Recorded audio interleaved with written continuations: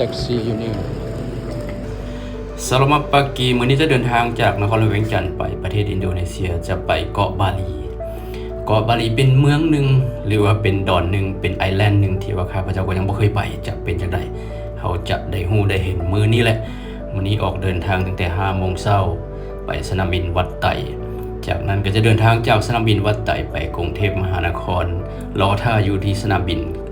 สุวรรณภูมิประมาณ3 ชั่วโมงจากนั้นก็จะได้เดินทางไปต่อที่สนามบินนานาชาติที่บาหลีออกแล้ว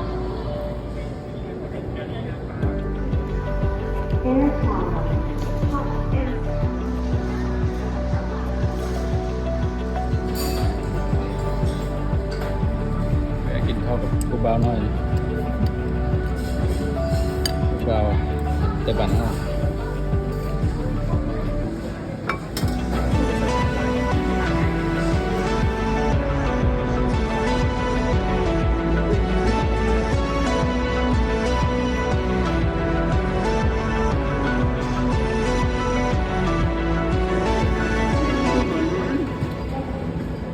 Welcome to Bali ก่อน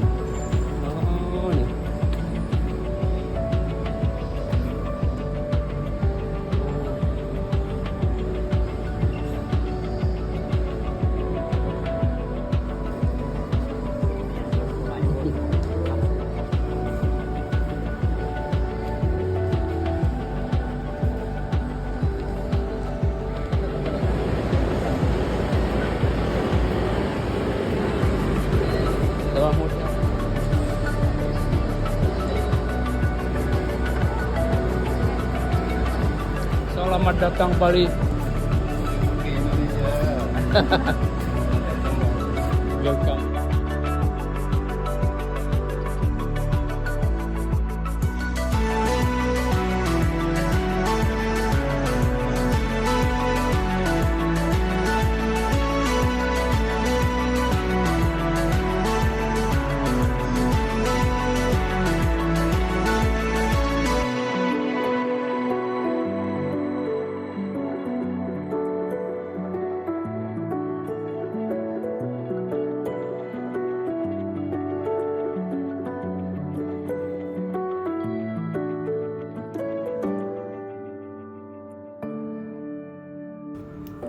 หลังจากออกจากสนามบินก็ได้เดินทางไปต่อที่โรงแรมเนาะจากสนามบินโรงแรม$17ใช้เวลาประมาณ1 ชั่วโมงพ่อพี่น้องก็ถือว่าไกลพอสมควรประมาณ12 กิโลแต่ว่ารถติดหลายไปเลยใช้เวลาโดนคอยขยับไปเทื่อละน้อยพ่อพี่น้องถือว่าเป็นช่วงเวลา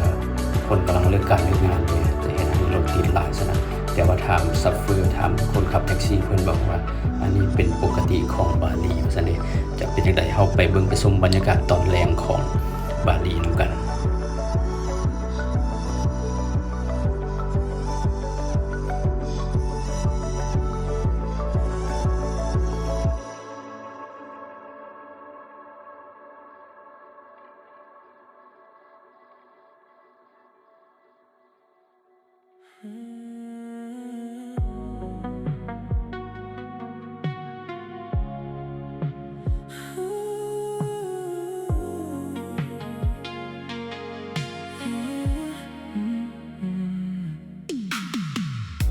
Tonight the silence feels so loud, like every star is calling out your name.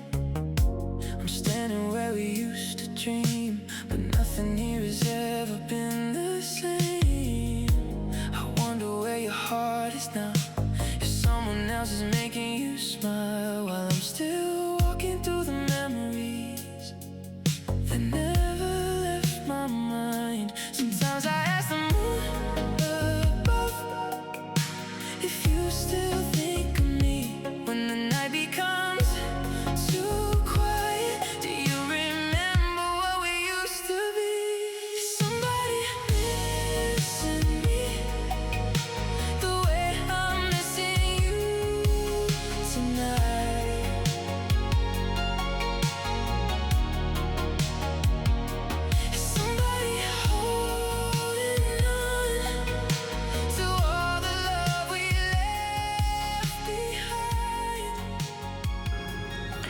งจากเช็คอินเป็นที่เรียบร้อยเราจะพาไปเบิ่งบรรยากาศยามแลงอยู่ใกล้บริเวณเพิ่นบอกว่าจากโรงแรมไปหาทะเลบ่ไกลปานใดแต่มื้อนี้บ่ฮู้ว่าสิไปฮอดบ่ไปเบิ่งบรรยากาศทางนอกยามแลงจะเป็นจังไดไปเบิ่งไปชมนำกันพ่อแม่พี่น้อง โอ้สวนสาธารณะนึกว่ามีแต่อยู่ลาวมีดอกจำปาหลายอยู่พี่ก็มีดอกจำปาหลาย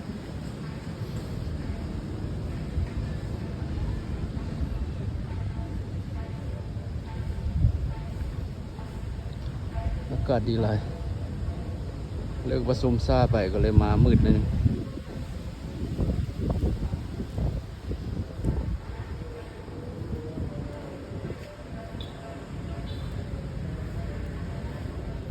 บุคูว่าสวนสาธารณะอันนี้ซื้ออย่างเนาะอยู่ใกล้โรงแรมอยู่ใกล้คิมทะเลเดี๋ยวจะย่างไปเบิ่งทะเลว่าเป็นอะไรบรรยากาศ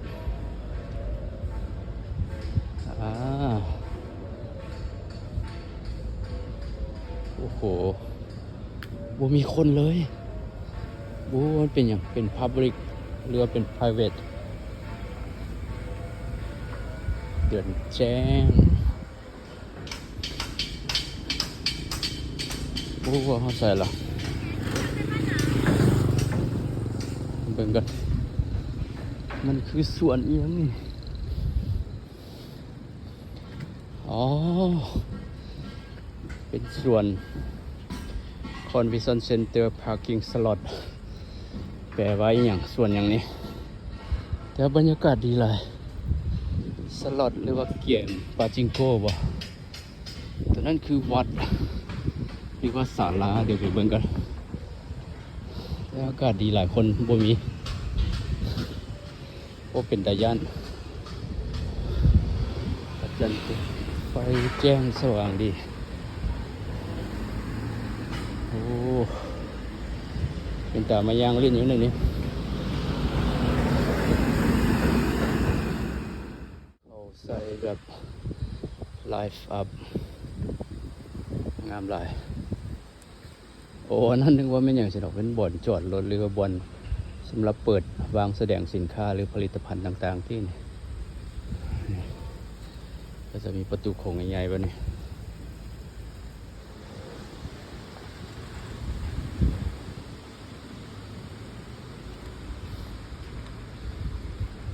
So this a hotel, the beach hotel, Bali Beach. Oh, this Bali Beach hotel, very beautiful. โอ้หลงทางเขาจะว่าทางนี้โบแมนทางไปทะเลต้องกลับคืนอย่างรอบเบิ่งแถวนี้ก่อน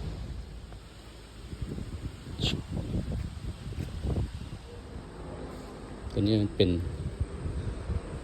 บอนวางแสดงสินค้าของโรงแรมหรือว่าของสวนสาธารณะอะไร